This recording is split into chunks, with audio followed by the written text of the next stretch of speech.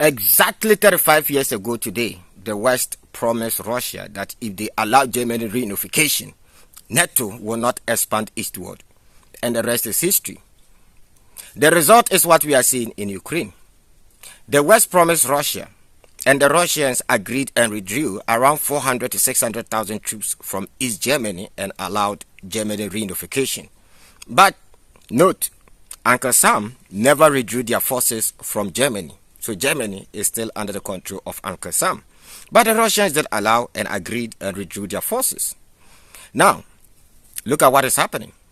There's a saying in our African proverb that if you see two people fighting, you don't ask what is happening, you ask what happened. You might offend somebody today and the person may not mind you today, but if the person is in a better position tomorrow, the person might retaliate against you. And when that person starts retaliating, you don't go and ask that person what is happening. You have to ask. That is what people say. You have to ask what happened. So you have to understand what happened the other day in order to understand what is happening today. So the fight we are seeing in Ukraine today is as a result of NATO expanding eastward. The Russians protested over and over again, but NATO decided not to mind the Russians because they were weak. I've forgotten this man's name. He's the last United States ambassador to the Soviet Union. He warned NATO, he told NATO that Russia is weak today. Expanding NATO into former USSR republic is a big mistake, and Russia will rise again. I've forgotten his name. If you know his name, let me know down in the comment section. He's the last United States ambassador to NATO. He did warn them. After the Cold War ended and the USSR collapsed, many people miscalculate the whole thing. They think that Russia was defeated in the Cold War. That is why the USSR collapsed. That is absolutely false. The Cold War ended before the USSR collapsed. It was after the end of the Cold War that nuclear disarmament was signed under Gorbachev. So the Russians thought they had no enemies again, because this whole arms race thing ended after the Russians signed numerous agreements with America to make sure that they control the spread of nuclear weapons and arms race, right? Because arms race was actually affecting both countries. So the Russians thought, okay, after the end of the Cold War, then there's no need for us to control all these countries under us. You see, trying to control countries is much difficult, especially trying to use force. We've all seen trying to use force to control other countries. It would never end well for you. The Soviet Union learned their lesson in Afghanistan because they tried using force to control Afghanistan, and it was pure disaster for them. Take the British Empire, for example. The British Empire were controlling the world using force, and in fact, it became disastrous for them at later past, and that is why they decided to allow, or they decided to give, independence to most of these countries, but decided to retain neo-colonialism. That was when they decided to adopt a new strategy. That is, when they adopted this whole neo-colonialism strategy, because they realized that using force will never work. They realized that more and more countries were becoming powerful. The only thing that encouraged me to create videos every blessed day is when I see the platform growing or when I see my videos going far.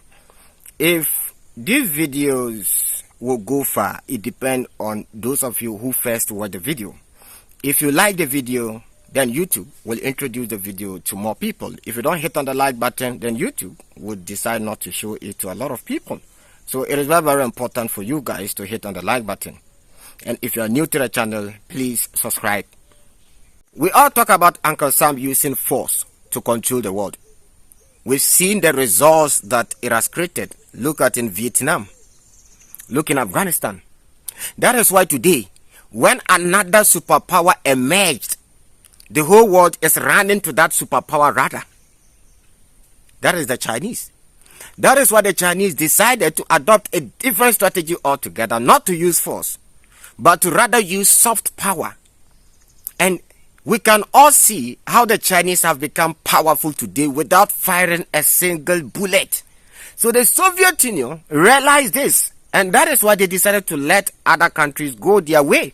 Because trying to control other countries is much difficult than you think. If the Russians were still at Cold War with America, there is no way that the Russians would have allowed the Soviet Union to collapse. Hell no, that would have never happened. Sometimes people say, "Oh, it is due to economic hardships, because they were fighting, the Cold War with America, so economic hardships." Yes, it is true that at the time that the USSR collapsed, there was economic hardship. That is a fact. But note, after Second World War or during, Second World War, the economic hardship was more than during the Cold War, right? So there is no way that the Russians would have allowed the Soviet Union to collapse if they were still fighting the Cold War with America. It was because the Cold War ended. Note, Gorbachev had met with the Americans. They signed this deal. The Russians decided to withdraw their weapons from Cuba. The Americans also decided to withdraw their weapons from Turkey. So these guys were in good terms. So the whole point is, it was after the end of the Cold War that the USSR collapsed, because the Russians realized that trying to control all these countries will require force, and they tested it in Afghanistan and it failed completely. So they decided to adopt a new strategy, allow all these countries go their way. The Americans promised them, and NATO also promised them, that they were not going to expand eastward. So the Soviet Union was completely unnecessary. Now, let's bring Vladimir Putin into the picture. Vladimir Putin saw the collapse of the Soviet Union with his own eyes.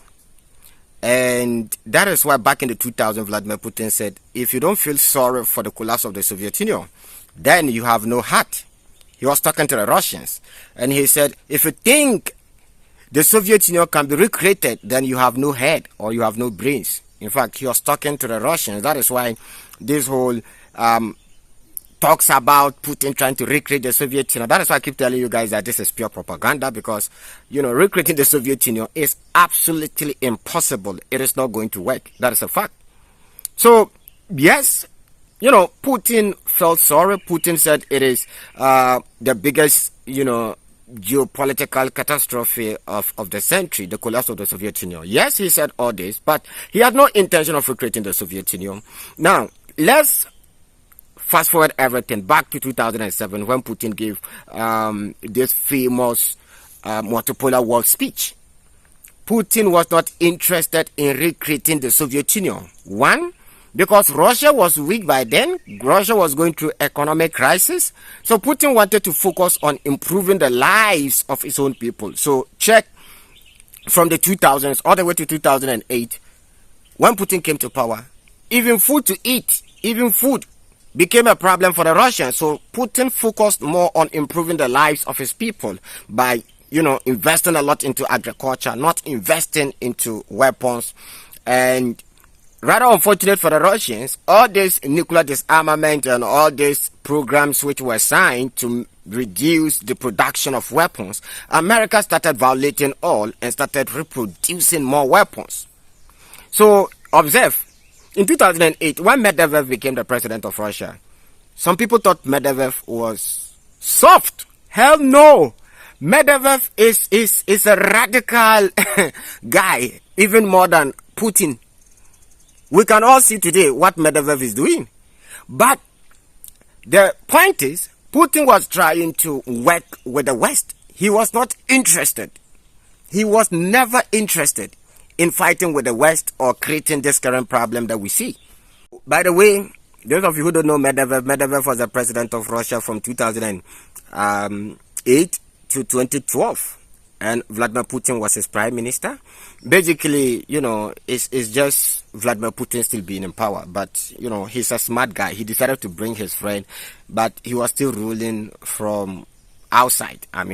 You can argue with that, but that is a fact, So Medvedev actually wanted to work with the West. Putin was trying to work with the West, but, the West was still bent on destroying Russia. Now, when you check in 2008, when the Russians went to Georgia, you can see that the Russian army wasn't that powerful by then, because the Russians were not interested in investing in their army. But Putin, after 2008, realized that these guys are not interested in peace. They are not interested. They are still bent on destroying Russia. From 2008, that was when Putin decided to bring back the old KGB style. That was when he decided to rebuild the Russian army. That is when he decided to bring the old Soviet engineers on board to produce more weapons, powerful. Some even powerful, more than what NATO currently have in their arsenals. So Putin decided to go to Syria back in 2014, if I'm not mistaken. Now, even in 2014, let me backtrack a little bit. Putin decided to test his army back in 2014 in Crimea. And they did absolutely well. Then he decided to test it offensively. That is when he decided to go to Syria. And in fact, they also performed extremely well. In fact, there are some words I don't want to use here, but we all know what the Russians did against NATO in Syria. I don't want to be... There are some words I don't want to use because you know these platforms, you know how they behave.